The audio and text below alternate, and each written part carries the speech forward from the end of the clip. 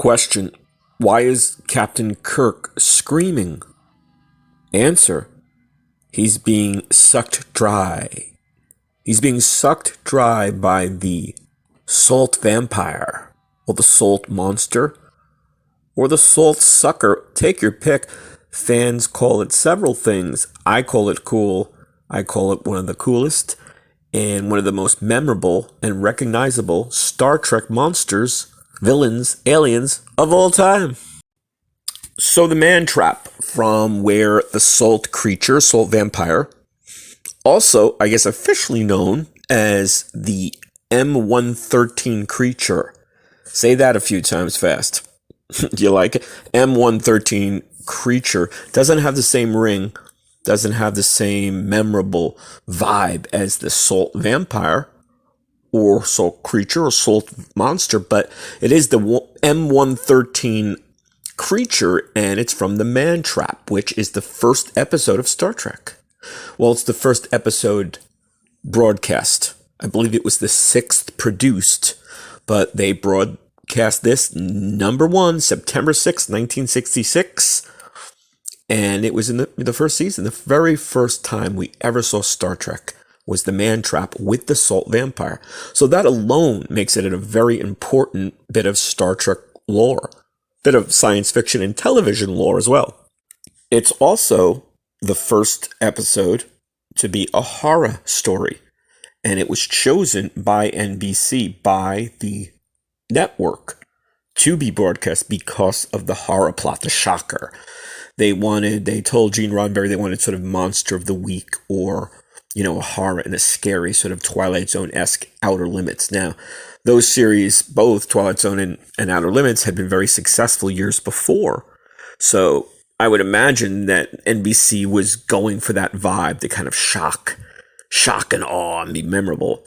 I think it's a great thing that we got such a quality episode, because you could argue, even sometimes Outer Limits and other times in Star Trek as well, where it wasn't quite as compelling in terms of plot and in terms of the costume, the salt creature, in terms of that memorable, haunting face and costume.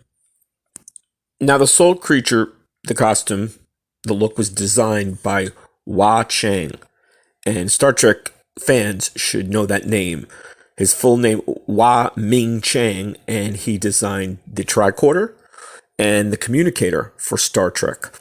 Some people mistakenly think that he designed the phasers, but he didn't. I think he reworked them. He did sort of mock-up models, took the design that Matt Jeffries had done and created with the phaser, and he, tweaked them, made copies or mock-ups. But Chang designed the salt creature, and he's done many, many great, memorable props throughout the years in other shows. Star Trek, again, the communicator and the tricorder. He worked as an animator for Walt Disney, working on Bambi and Pinocchio, I believe. And one of his, I think, coolest things is he built the time machine for the classic movie The Time Machine, one of my favorite films. His company, Project Unlimited, would go on to win an Academy Award.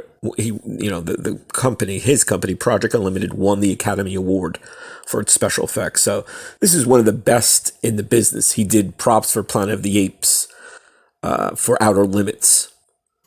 So when you see the work in Man Trap for the salt creature, it's not a surprise at how effective and memorable it is. What's great is, I think, within the script itself, George Clayton Johnson, who is best known probably for the Twilight Zone stories he penned for Rod Serling, they wanted to have sort of a sadness. I think Johnson said the face should be sort of sad, so that at the end, when you have to take care of business and get rid of this Nancy Crater salt creature shapeshifter, that people would sort of feel sorry for it because it was the last of its kind, an endangered species. So when you look at that face, it's horrific, it's strange, it's weird, and it's also sad. You feel sorry for its sympathetic, the sympathy that you can't help but feel. So that is the Soul Creature, one of my favorite creatures. Aliens, villains, whatever you want to call it, monsters from Star Trek. And I think the most effective, as the script called for and what Chang delivered, was a thrilling, weird, scary monster, but also sad, sympathetic. And so that dynamic, that combination is effective. The Soul Creature, what do you think? I love it. One of my favorites. Hope you're enjoying. Hope you're subscribing. See you soon.